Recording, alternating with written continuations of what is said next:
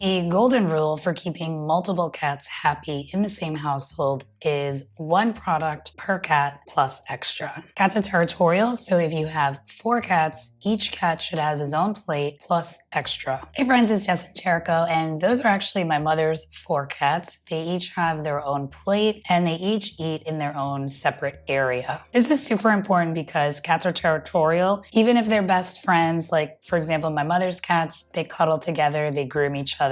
But even if they're close and they're bonded, they still appreciate having their own separate areas to eat. For example, with outdoor cats and shelter cats, there may be some competition for food. Maybe they're sharing the same plates or there's just not enough food available. This can cause stress and anxiety and behavioral issues. And down the road, this might lead to your cats not getting along. So for ideas on where to feed your cats, feed them in separate areas away from each other. So maybe one you can feed on top of the condo, one you can feed inside of one of their beds, one you can feed in an entirely separate room altogether. Just take a look at your home and see where those different areas are. Maybe one cat likes a specific area and then another cat really likes a different area. That might be a good place to feed your cat. Make it a routine and stick to those places every day. Cats are also very keen on routines, so they want to expect the same thing every day. And if you change that, that can also cause anxiety and stress. Maybe you have one cat that finishes his food before the other cats, and maybe he tries to eat from their plates. Try to redirect his attention to play or healthy treats. Maybe for the cat that finishes early, you can use a puzzle feeder toy or treat release toys for his food or treats. If you're feeding ground raw, those puzzle toys don't really work, so maybe you might want to incorporate some whole chunks of meat into his diet, or you can get some pinky mice. That way your cat has to chew a little extra. If you still have issues for your cats competing for food, there are automatic chip feeders available online. This video is not sponsored, but there are affiliate links to these products in the description below. The automatic chip feeder registers to your cat's microchip. So when your cat walks up to the feeder, it sees the microchip and it opens. If your cat walks away, the feeder closes. So if your other cats were to walk up to it, it wouldn't open for them because their microchip is not registered for that feeder. This feeder comes in handy for slow eaters. If they walk away and want to come back, it'll close and then reopen when the cat comes up to it, but it won't open for your other cats. It also comes in handy when you're transitioning to new foods, so maybe you want to make sure that each cat is eating the right amount of food for each of those foods that you're transitioning to. Or if you're feeding different foods to your cats, like maybe one cat is eating dry, one cat is eating wet, and you're focusing on transitioning to better foods, and you don't want the wet food cat to get into the dry food, so that feeder will come in handy in this case too.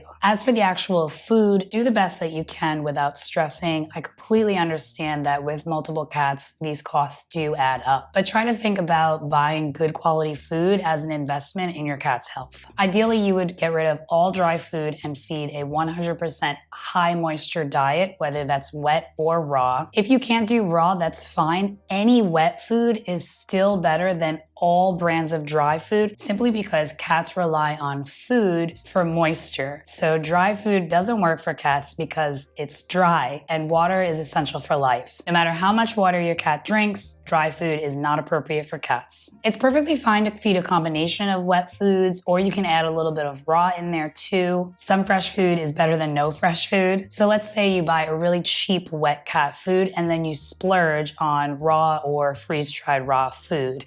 And then you can feed a little bit of a combination of both. That's still better than no fresh food at all. You can also upgrade your cat's treats using either freeze-dried raw complete food, or you can use freeze-dried minnows, muscle meats, and organs. Those are all really healthy treats. And these healthy treats can help your cat get used to eating better quality food. So that'll really help if you're transitioning to new food. There's some treats in the description. Just focus on introducing one new change at a time because cats are extremely sensitive to dietary changes. Now for playing with cats, you can play with all of them at the same time. Just give equal attention to each. My mother's cats actually take turns when I play with them. So I'll play with one and then the others will kind of lay around and just watch, and then they'll jump in when it's their turn. This is actually my mother's 17-year-old cat playing right now. So anyone that says my cat doesn't like to play, you need to try harder. You can rotate your toys while you play. That way your cats don't get bored. I found that cats prefer toys made with natural materials like wool, hemp, fur, feathers,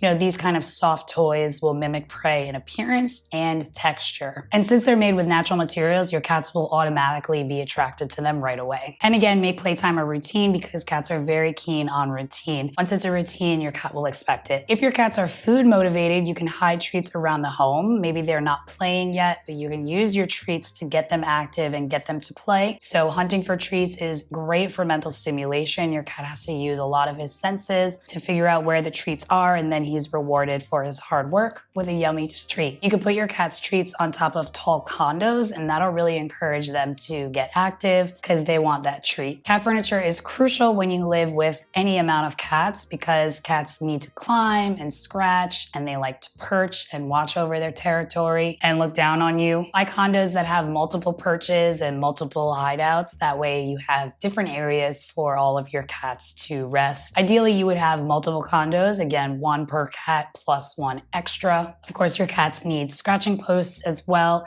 Cats actually like to scratch because that helps them mark their territory through the little scents that they have in their paws. So if you have one scratching post per cat plus extra, and they each have their own territory marker. And that's really going to help your cats feel safe and comfortable at home, and it can decrease behavioral issues and stress. Private beds are also really great for multiple cats, so you should have, again, one private bed per cat plus extra. The extra is a buffer, so if one of your cats wants to get away, he has a nice safe area to go to. For litter boxes, yes, you should have one litter box per cat plus extra. Again, cats are territorial, plus they deserve a clean and private bathroom just like you. The extra box is necessary just in case you can't scoop in time and your cat wants to use a clean bathroom. And again, providing multiple boxes can help your cats feel safe and comfortable and decrease the risk of behavioral issues. You would spend about 5 minutes per week per box if you check out my cleaning routine right over 𝐤𝐄𝐄. Thanks for watching.